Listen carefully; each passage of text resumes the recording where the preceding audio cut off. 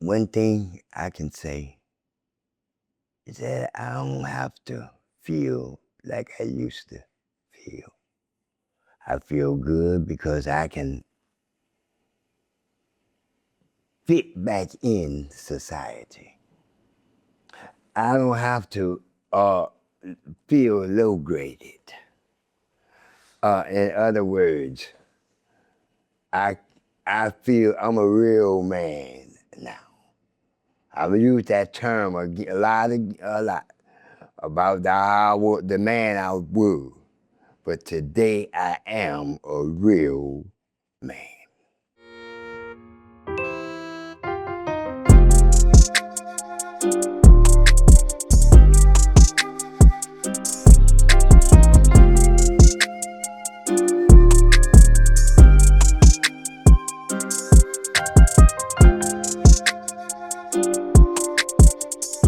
Welcome back to another episode of the Shift Podcast. I am super excited to be sitting in front of you in your cars, in your houses, wherever you are. Welcome, Shift family. We are talking about recovery.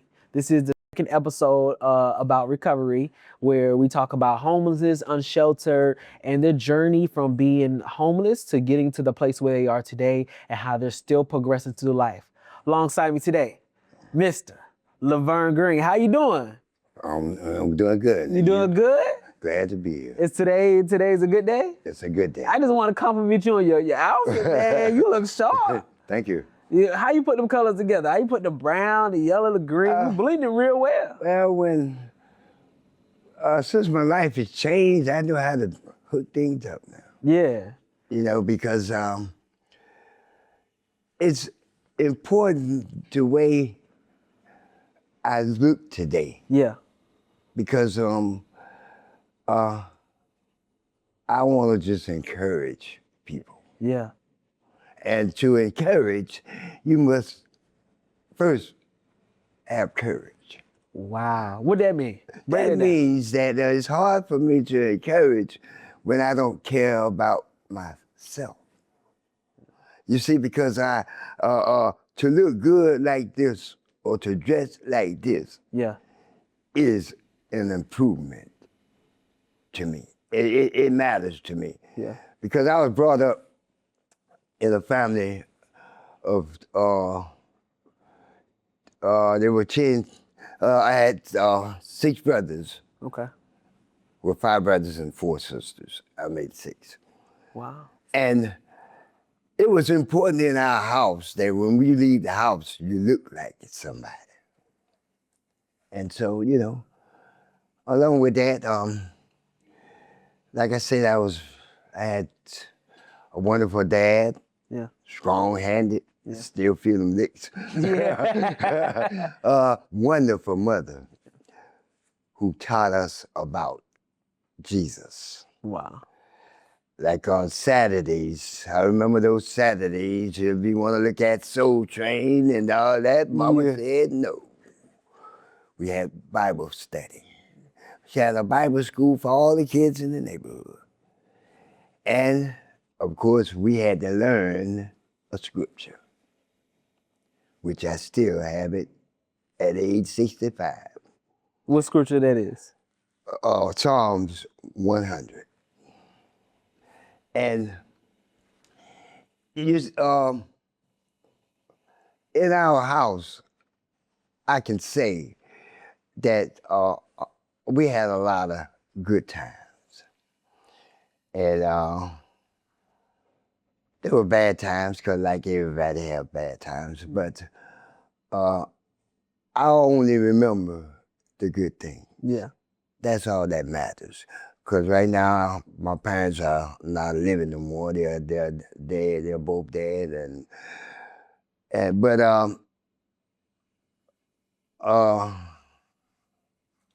I have God to thank for everything, because without God, this day wouldn't even be possible. Wow. I wanna get into your years in high school.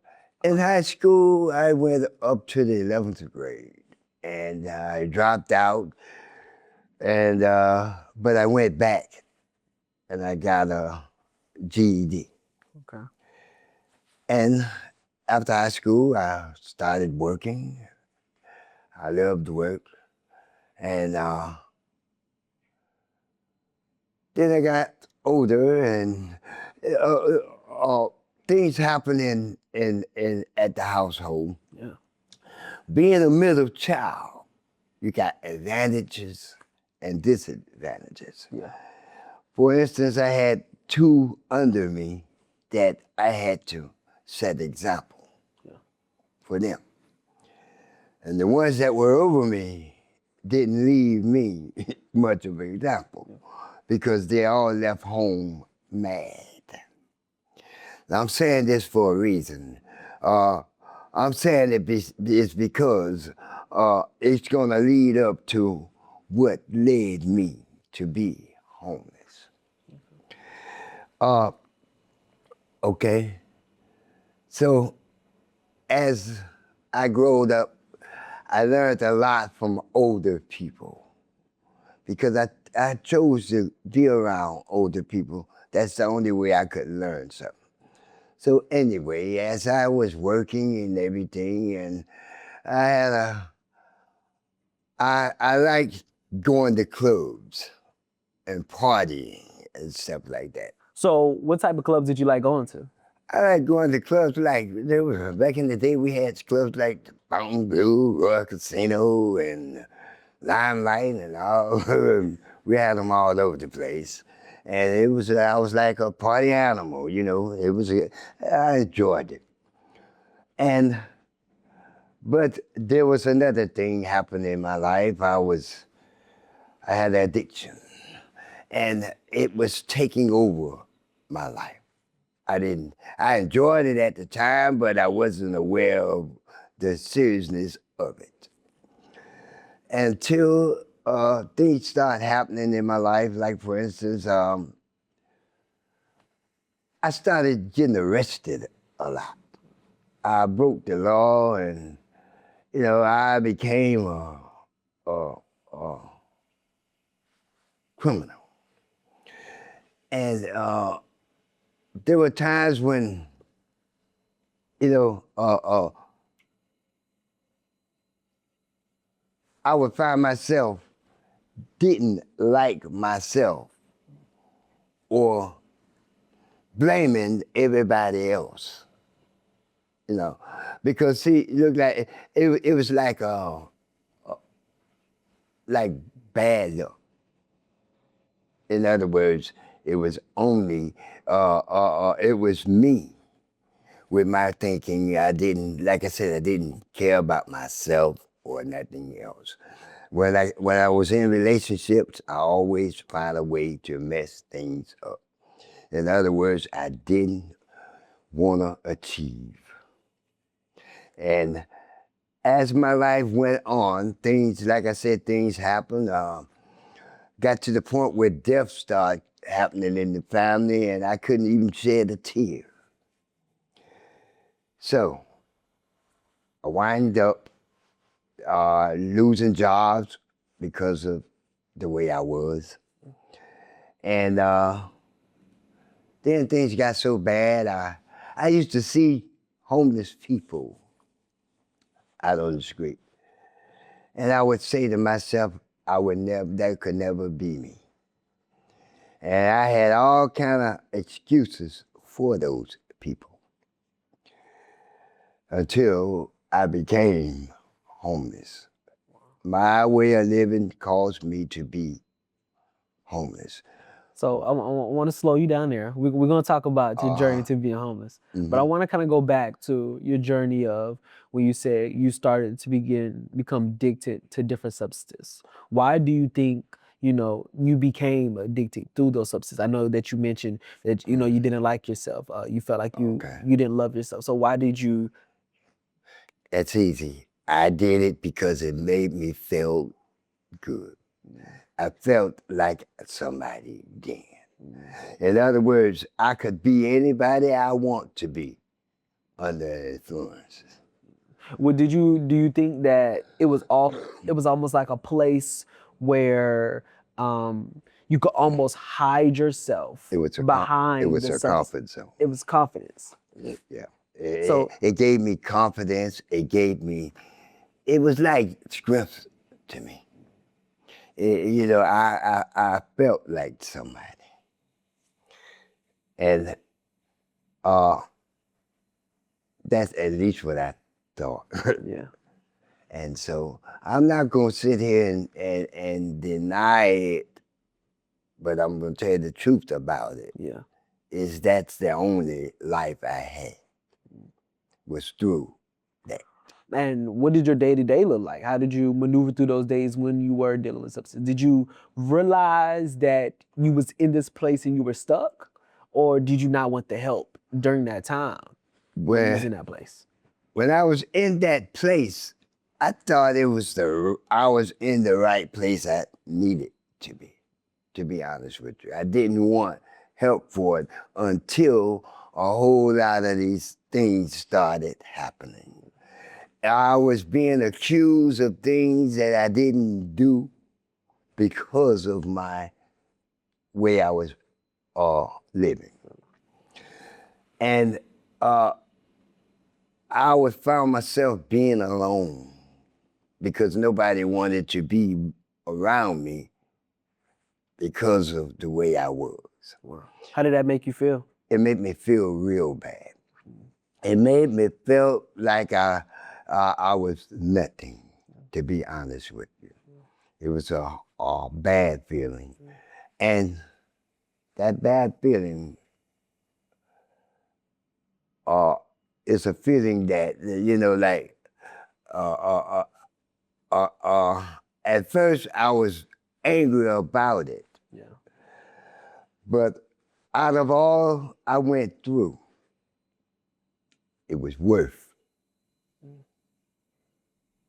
going through what I went through to get where I'm at today. I want to back you up some more. I want to back you up some more Okay. into, those feelings and emotions as a man.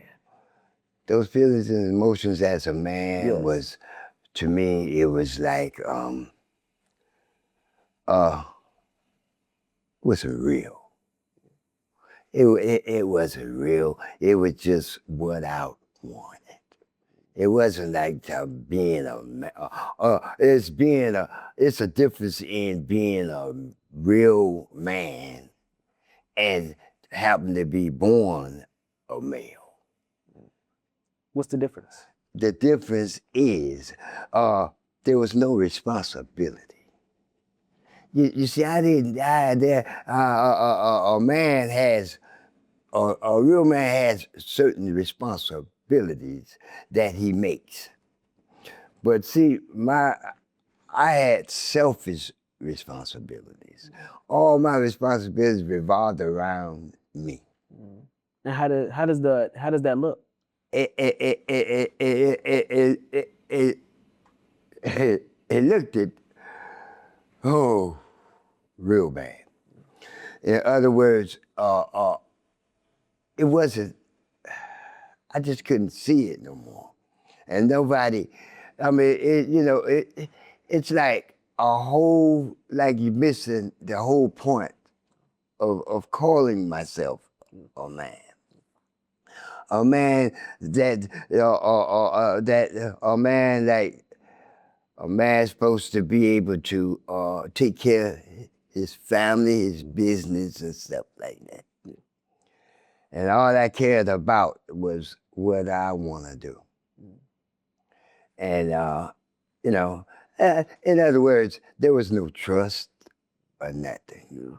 And I'm glad to be able to had went through that because sometimes I sit back and I wonder what's wrong with me. I didn't know what was wrong with me, to be honest with you. And I didn't know how or if I would ever find out what's wrong with me. How did you figure that you found out what was wrong? When I asked God to show me what's wrong, that's how I found out. But before that, before I even know God, I found myself disabled. And now, when I was born, I was a sick child. I couldn't play like the other kids, my brothers and sisters, because I had asthma. And that was part of the things I was carrying inside. See, I kept a whole lot of stuff inside of me. And so, uh, uh, uh,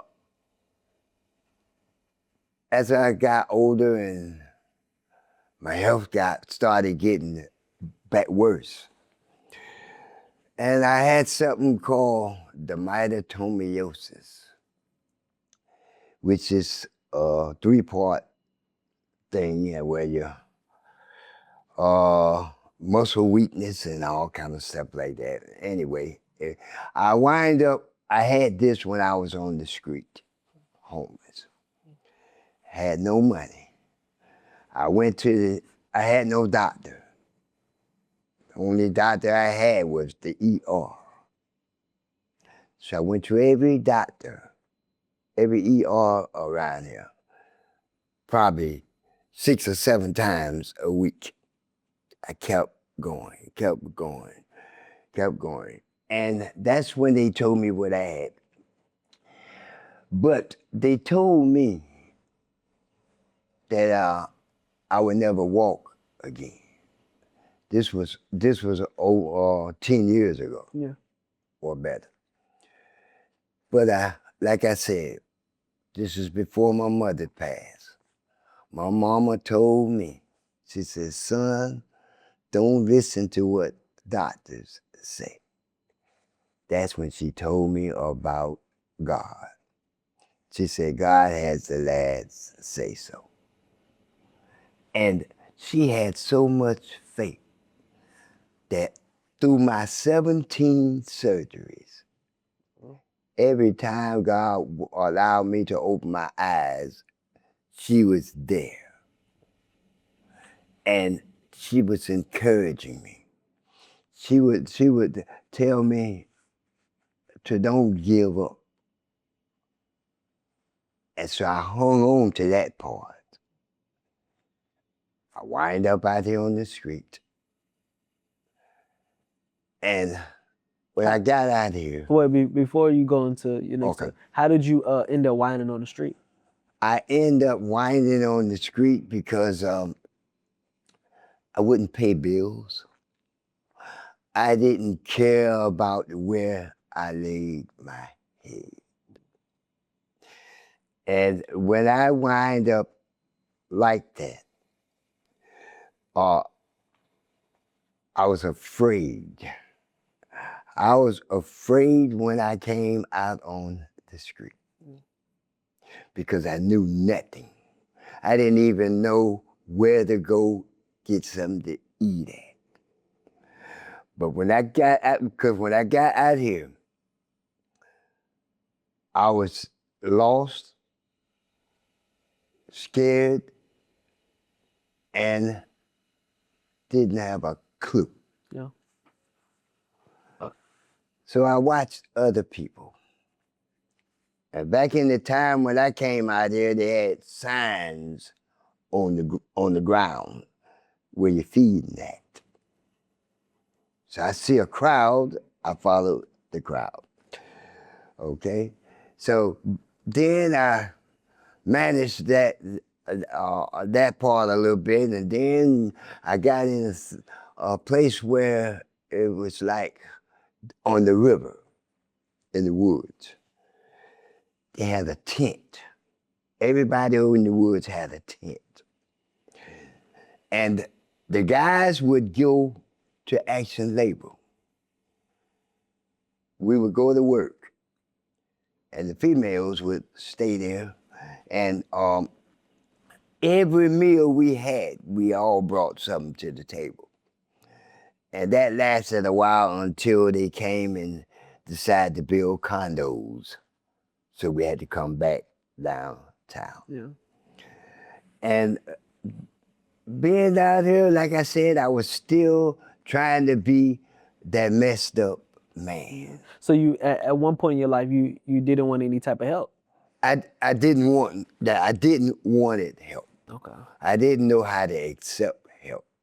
And tell me about that. How does that feel when you don't know how to accept? For someone that When doesn't know how to accept help, or someone that doesn't know how to intake the help that somebody's trying to lend to them, how does it feel when you don't want help? it feels like, to me, it felt like I was in control. But as time went by, I was getting nowhere.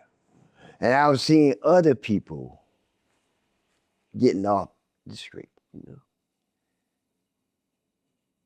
And so So when did it dawn on you to say, I need to help myself? it dawned on me when it came to time for me to, when it was so cold outside and freezing. And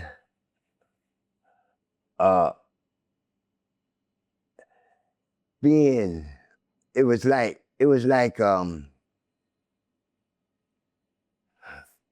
I gotta take my time with Take your it. time, no rush.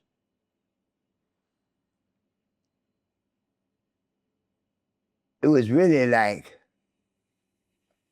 nobody cared. That's the way it was to me. That's the way I thought it was. It was like nobody cared. I'm just out here stuck. And so it went on for a while. And what happened to make me change the way I felt is I had to believe. You see, I didn't believe that I would ever get off the street. So I went on and I picked up the word of God and I started studying, not leaning on my own understanding. I started studying the word. And then I started believing. And once I started believing, that's when I started receiving. You see, because in order to receive something, I had to believe something. And through, and only through God, that's where the belief came in. I couldn't bring it in, but God did. God did. Once I started believing in the word, and I was receiving, like in the receiving part, having these surgeries and now walking. After that, I said, wait a minute. And I always hung on to what God tells me in the word when he said, we have not because we ask not. So I started asking questions. I started asking people for help and receiving help from people. You see, because in the process of me coming through, I came out here poor me. I kept praying, and I really thought God didn't hear my prayers. But he showed me that he did. How did he show you? He showed me because he showed me people in worse shape than me. And he tells me that what he can do for them, he'll do for me. And as I went on for these 10 years, I was able to see that. And he showed me in ways of about people out on the street that's homeless.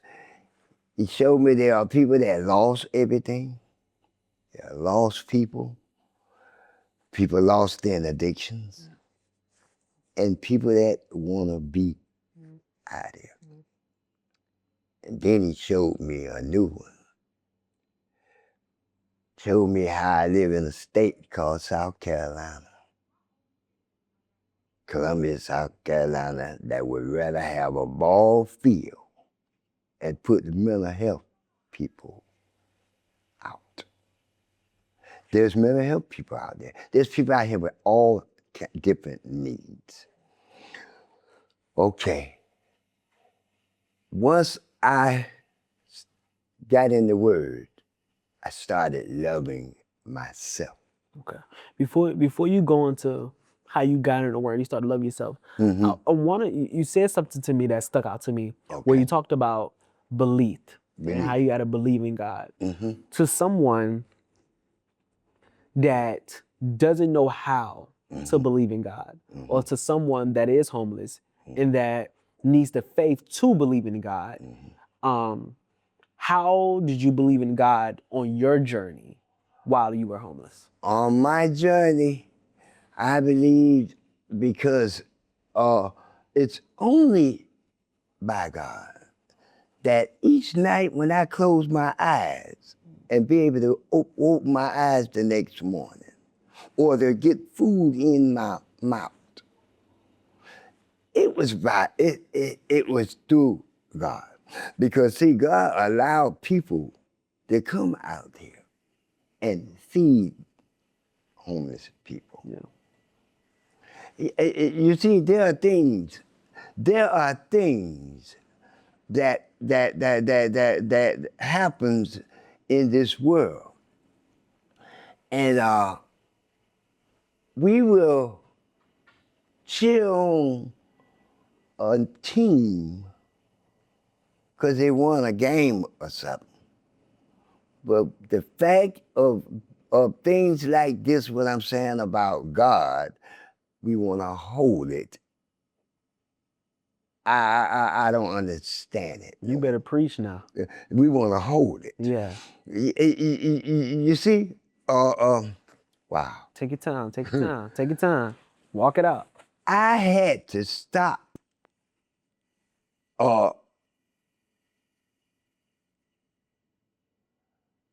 trying to hide the truth about God. Because a lot of people don't express or say things because they're worried about what the next person will think about them. And oh wow, thank you, Holy Spirit. You see, I used to be like that. Yeah. But then, as I have my personal relationship with God, and I'm not ashamed to tell the world or tell anybody, because through God, He gives me enough to give to somebody else. And so, even in my lowest, which was homeless, when He wakes me up in the mornings, I had nothing, pockets empty and stomach weak, but I had enough. I had enough to give God the praise. I walked these streets, Main Street, singing praises, praying, and telling people And through that, through my journey, out here on the street, today, every day that God gives me and I see another homeless person, I can tell them there's hope. There is hope. There is, you see, because it's a lot of negative in this world. But once we get past the negative, there's a lot of wonderful, positive things happens in this world. How do you be able to accept the positive when your life can be so negative? How do I Yeah. accept the positive from the negative? Okay, because one thing about it is, for instance, when I told you that they said I never walk again. If I would have just given up because what they said, what I mean by just giving up, I stopped taking the medicine, stopped believing. But I kept believing. I kept believing that I will walk again. I want to stop you right there for a second. Mm-hmm. I know I asked this question before, but I want to ask it in a different way. Okay. When the doctor said that you couldn't walk, how did you mentally believe that you could walk? I mentally believed that I could walk after they said I couldn't is because when my mama told me about what God can and will do, Yeah. not only that she told me that, I was able to see what God did for her. She had a stroke on one side. God brought her out of that. She had 3 tumors.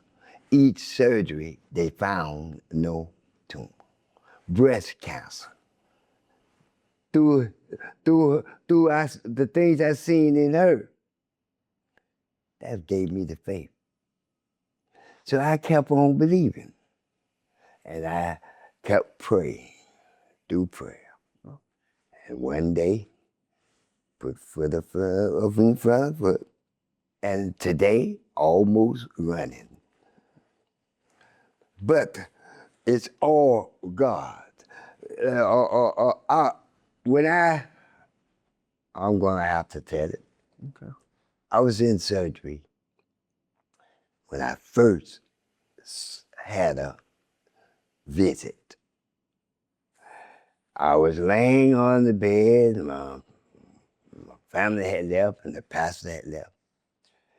And I was crying because it's been so long. I said, my legs were strung up. They had my legs strung up in the bed. And I said, Lord, if I could only stretch my legs out and put my hands behind my head. All of a sudden, a coat came in the room. And I was scared. I'm not going to, I was like, what's going on? The coat reminded me of the coat that the pastor had on. And I read now today, I knew it was a spirit that came in. In other words, as it came around, I watched the coat, but I was hearing a voice. And the voice was real soft. It was saying, you're gonna be all right. And immediately, as I looked around, my foot stretched out and my hands went back. The TV was on, but the sound went off. And when the nurse came, I was just like this here, right? And she said, "Are you all right?" And the coat went through her. I said, "What about you?" And so I always wondered, I said, "Was this my mind thing or what?" But I always believed it was what I was reading in the Word. And that gave me hope. After that experience, when I came back out here, when I was out there on the street, I started taking care of my personal hygiene. I started believing things. In other words,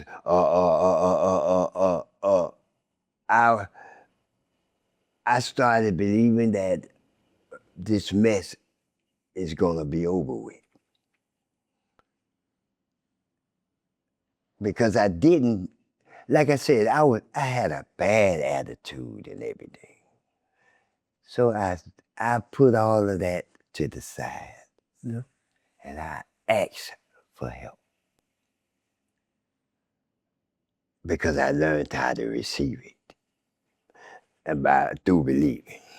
If I didn't, and I put this out to anybody who's going through anything, believe. If you believe, you will receive. And because now, as I look out this window, I see those days, those cold days, those hot days, those lonely days. Especially Sunday. Sunday was seem like 3 days. It was lonely because you would see families riding up and down the street. And that was so sad. And not only that, other people's stories. Because as I was out there like that, I was able to see, it wasn't about me. It was a whole lot of people. They got, people out there. And they needed the same thing I needed, to believe. Right now today, that's what we all need. We need to believe something. Because there's a saying, if you don't believe something, you'll fall for something. You'll fall for anything. Anything. And so to put all of that to the side, it all started with believing. And once I believed that I could do better, I could live a better life, I could have life again, that made me just accept the fact that I would have to just stay humble, and listen and let the people help. I want to go back and push into your journey of when you decided to accept help and you decided to move forward and going into, the rapid shelter of recovering home to be able to help you out to get to the place where you are today. But I want to go ahead and start it to where you accepted help for yourself.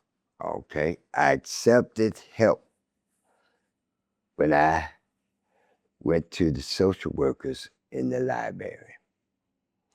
They were telling me about programs. And they came up with a program called a rapid shelter.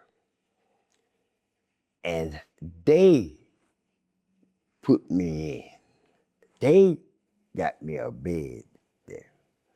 Because I came there that one morning after I woke up when I was ready to get off the street. When I went in there, they said, I wish you would have came earlier. Say, because you could have caught the van to the rapid shelter. Say, we got you a bed at the rapid shelter. She said, but don't worry about it. You can catch the bus 5 o'clock. When you get there, tell them you got a pallet. I said, okay. When I got there, I've been in a lot of programs, but this one was different. How so? It was different because when I got there, I met 3 other young people. 3 young people. They didn't look at me because of the way I was dressed or might have smelled. They treated me with respect. I mean, all the way through, they treated me with respect. And this is what I did. I took all my BS and left it outside the gate. And how did you do that? How did I do that? Yeah. Instead of all my negative, Yeah. that's my BS, was my negative. Yeah. I kept my mouth closed. And and everything they offered, Yeah. like every time somebody came out, I would sit down and talk with them. Whether it be mental health or anybody, because I've been talking to myself for 10 years. Wow. What do you mean when you talking about you were talking to yourself for 10 years? Being alone. Being alone. Or I chose to sleep at churches because I felt safe. Yeah. Slept on the porch of churches. And anything could, like I've been hearing voices and stuff. I could have had a brain thing going. That's why I spoke with everybody. And then I got involved with a group called musical therapy. And it brought me to the things. See, all the stuff that I was holding inside was removed. Wow. All of that was removed. So I was feeling alive again. That's why, and then to be honest, I was ready to put it to an end. That's why I was able to be open with people. Because see, I was hiding things away. Somebody said a closed mouth don't get fed. And so anyway, once I had to become honest with myself and my situation, I felt comfortable with the people the staff they have at Rapid Shelter. What was it like to finally get off the streets? To finally get out the street. And get to a place where you finally have everything that you ever desire in life. It feels real good. Because when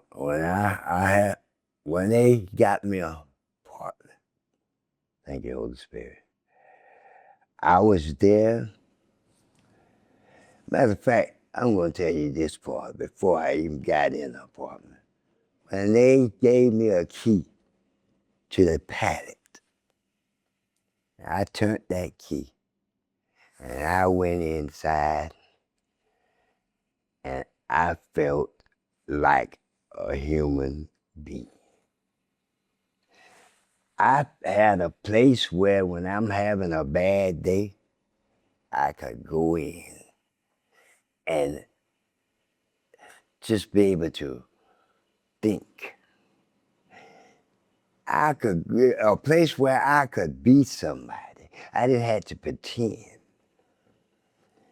And not only that, it's once, it's called letting go. And being able to see what's happening. Because see, a lot of people I meet and talk to, they always say it's a waste of time. But that's only negative. When they tell me that today, I don't have to say like I used to say that's only that.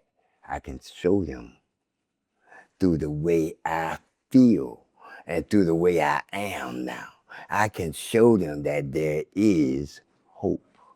What's the biggest lesson that you have learned through your journey since that you have recovered from doing drugs and doing those things? What's the biggest lesson that you learned through your journey to yourself? The biggest lesson that I've learned is having a relationship with God. That's the biggest lesson, because due to the fact, no matter what we have done, there's always room for change. And see, oh God, uh, God takes away the change is like taking away all the things that I used to do. I don't have the desire to do these things no more. I'm going forward in life. See, it's a difference, because yet today I see a whole lot of people when they come, even they come around, and I can say one thing though, it's all about being ready to do something, because if a person is not ready, no matter what other people do, it's not going to make a difference. And a whole lot of people don't know how to be ready. How would you say how to become ready? How to come ready for me is because I didn't know either. But I can tell you what happened for me is I had to believe. Once I believed that I could live different, then I was ready to take on what it took to do it. So You have to believe, but you also have to be willing. so you're saying in order to become who you want to be in this world and how to become the person you're trying to be in this world, you got to have God and you got to believe. You got to believe. That's for me. That's for you. That's for me. I have to have God and I have to believe, because that's the only way. What would you say to a person, like we talked about in the upper episode, what would you say to a person that doesn't believe? What I say to them that doesn't believe, only thing I could say to a person that doesn't believe is I can tell them things will happen. I am a living witness that things will happen once you start believing. And search for belief. You see, belief didn't drop in on me. It took a lot for me to believe. Like I said, I had to believe through my mom. I had to believe through the reading, and then I had also had a chance to believe through other people. Other people got homes that were out here homeless. Because there are so many programs that are wonderful. But there's one program, the Rapid Shelter. I've never seen a program like this. This is a beautiful, wonderful program, because this program, a lot of programs will get you in a place. being in a place, I can tell the world, I can tell somebody else who's wondering. I was put in a place. Once you get in a place, now things gonna still happen. Okay. But I am a changed man, a changed person now. Because see, sometimes, like I said, I blame everybody and everything. I thought I was bad luck from the beginning and all that. Now this is the beauty of it all.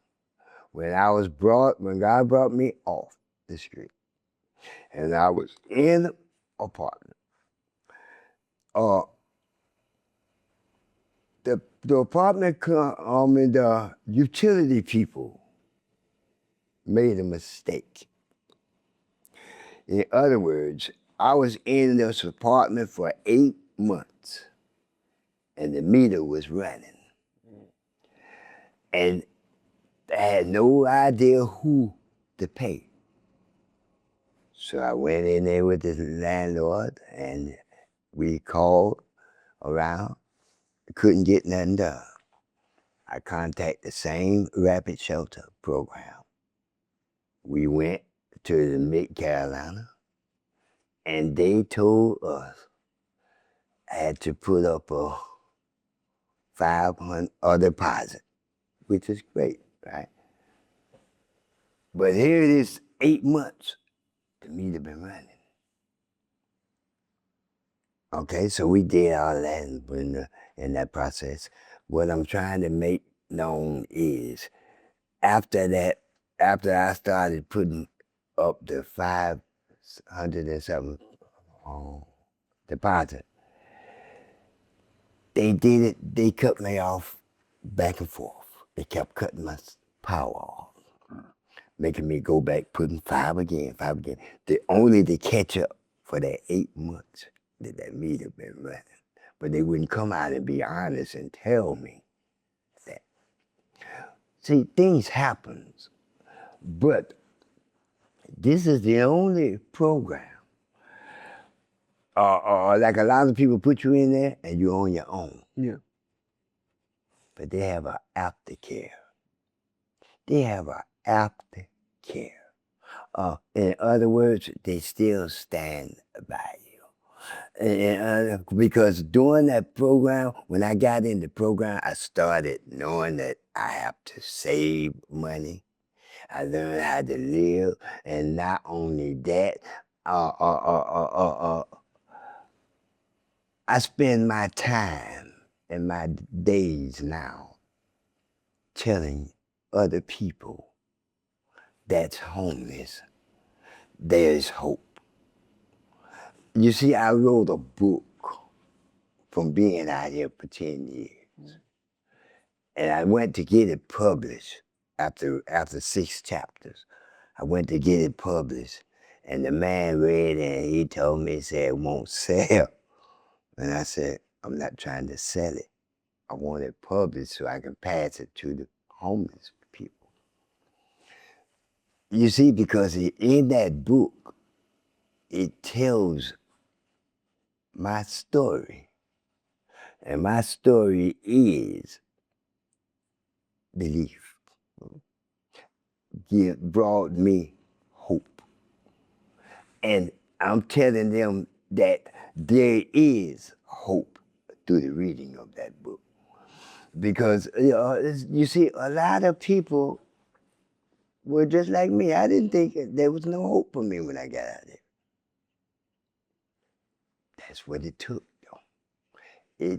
It took me all the way down to go through these spiritual experiences. And God gave me hope. I want to know, now that I'm in the closing of the show, how do you feel now that you've overcame something that at one point in your life you thought you could never overcome? I feel good because one thing I can say, He said, I don't have to feel like I used to feel. I feel good because I can fit back in society. I don't have to feel low graded. In other words, I feel I'm a real man now. I've used that term a lot about the man I was, but today I am a real man. I can pay my bills. I can help somebody. You see, it ain't about me. It's about I can help somebody. That's the only thing that helps me is helping others in any kind of way. You see, because due to the fact I can't forget where I came from. Because a whole lot of people are hooked on, I got mine, you get yours. It doesn't work that way because we all need help. That's the only way we all will have hope. I want to ask you one more question, Mm-hmm. and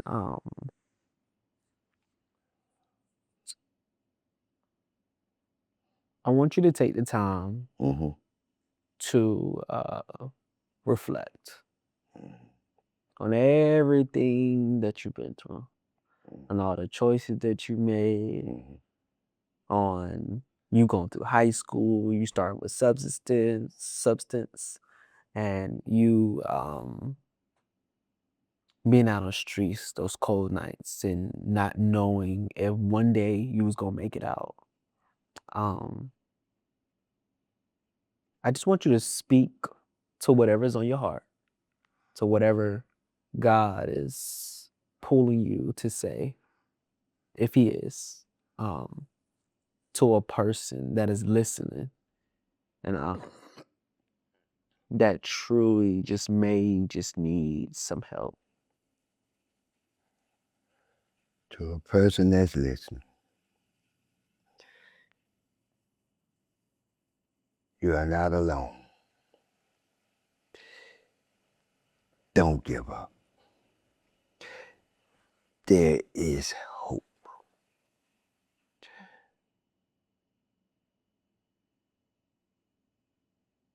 Hang in there.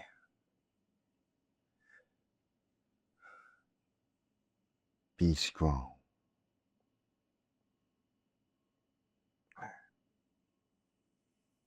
There is hope.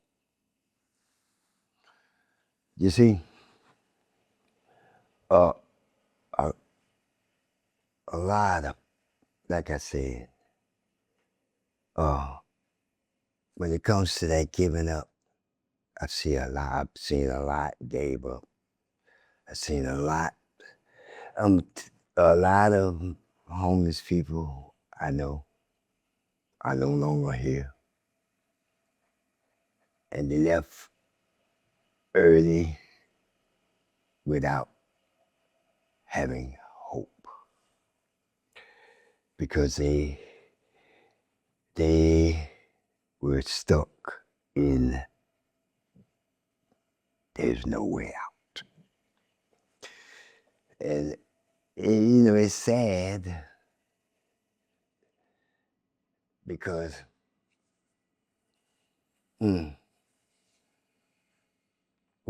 when you don't have, I can relate to not having hope.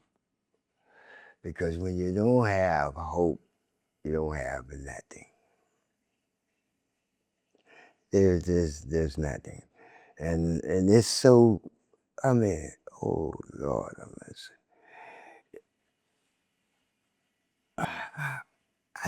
I think Yeah, okay, take your time. I thank God because without God, I wouldn't have had hope. No matter what people would say, I wouldn't have had hope. Because, when I've seen his goodness in my situations and other people's situations, there is hope. And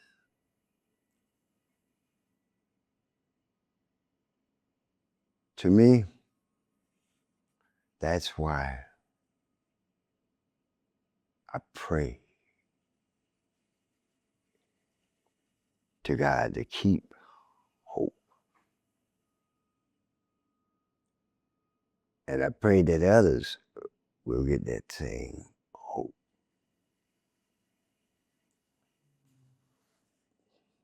Because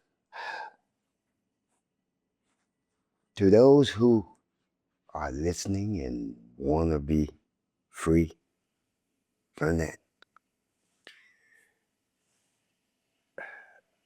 living on the street, a human being,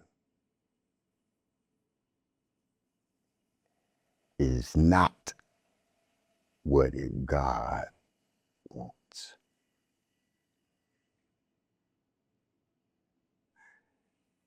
You see, it don't have to be like that. And because there are so many opportunities that God put people in this world. Now listen, I'm not gonna sit here and and and and, and think about negative, because it's nothing but negative. If anybody think that it's normal to be out on the street, you know, there's a process in everything we go through. And if you're not reaching out or asking for patience, something's, nothing's gonna happen. Because I see it daily. I've seen people, and I've been there myself.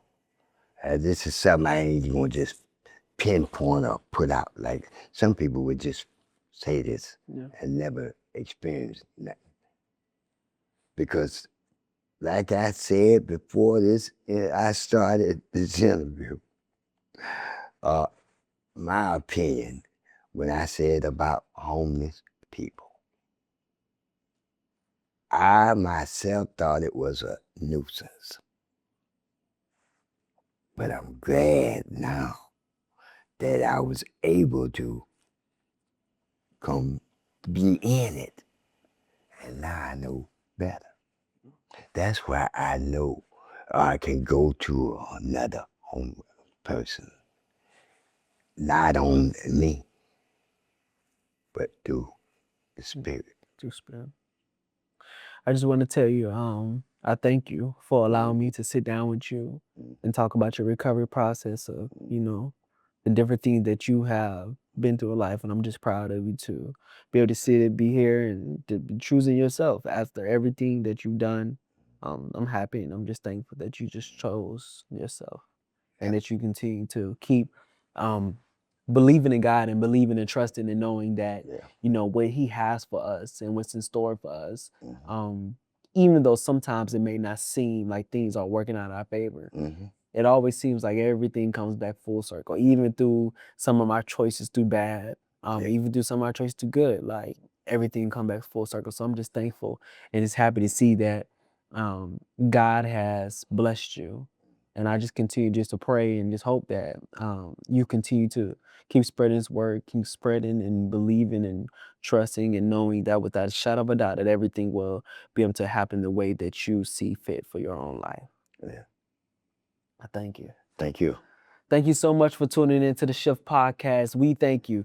Like Mr. Laverne said, Don't ever stop believing. Continue to keep trusting and believing God, because you never know where you may end up believing in Him. And believe starts in your heart. When you begin to start believing in your heart, things in life will begin to start changing. Things in life will begin to start shifting. And remember that even though things are happening around you and the shift is here in this very moment, that you can still make it. As Mr. Laverne said, you can make it today, tomorrow, and forevermore. It just continue to keep believing in God.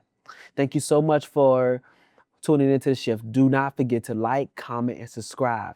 Mr. Laverne, how to send my audience out the door. We always like to say peace. You can help me say peace. Ready? Peace. Peace. Yes. All right, Mr. Laverne. Thank you All so right. much for Thank you. tuning in, man. Thank you. Thank you.